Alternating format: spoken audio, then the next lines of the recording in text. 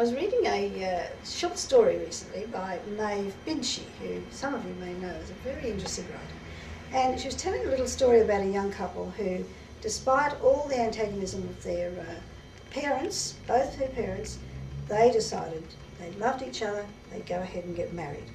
Their parents never agreed to this, never relented on it. They were extremely antagonistic to this marriage. But these two loved each other, and they didn't say anything. They just quietly found comfort in each other and strengthened each other, and they went on doing the right thing, keeping a good relationship with their parents and their in-laws, and not letting it destroy their relationship. Their children became teenagers, and the fathers died, so there was only the grannies left. But every Christmas, without fail, they held Christmas dinner with their children and with the two grannies. The grannies continued throughout the years to make Christmas dinner difficult. They complained about everything, they complained about the relationship, on and on and on. Their children, the grannies' grandchildren, were expected, as all of them were, to buckle under to the wishes of the grandparents, and whether, no matter how hard they worked, there was always something wrong. It was a disagreeable Christmas and they didn't look forward to it.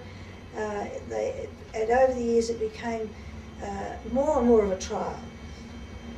Eventually, the straw broke the camel's back, and the wife just said to the husband, "Enough is enough.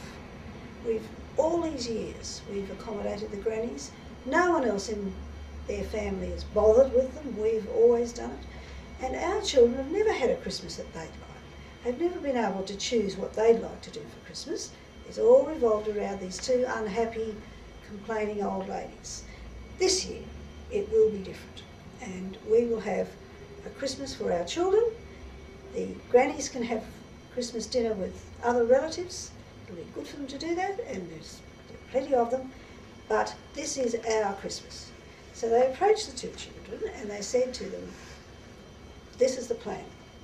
This is going to be your Christmas, and you're going to have whatever you want to do. You can choose, and you can have whatever will be your first Christmas of your own." And the children were stunned. They looked at them, and it didn't seem to quite compute. And then they said, "Do you mean we'll have Christmas without the grannies?" "Yes, we will. I know it's been forever, but this is the one. We're going to have Christmas without the grannies."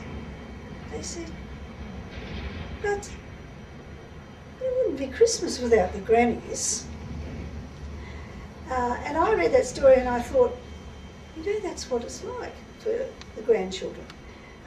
It has always been a cause of irritation and complaint to their children, and they have stood by and done the right thing.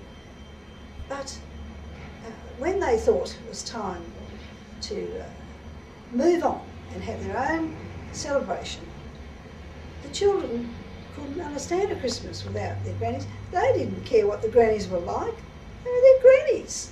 And I wanted to just tell this story because of the importance of relationships, family relationships. It's not to do with what you think or don't think about your in-laws, or your husband thinks about your in-laws. The importance of family relationships, the family tree, should never be underestimated. And there are plenty of other things you can do with your children, but don't ever neglect the building up of relationships with those who are part of the close family. Grandparents love their children, no matter what their manner is like, and their children know that. And they deserve to have an ongoing lifetime relationship with all the members of their extended family. Thank you, Mum. Thank you very much. Thank you for joining us tonight via satellite. It's a real pleasure. Real pleasure to speak with you. Thank you. Goodbye.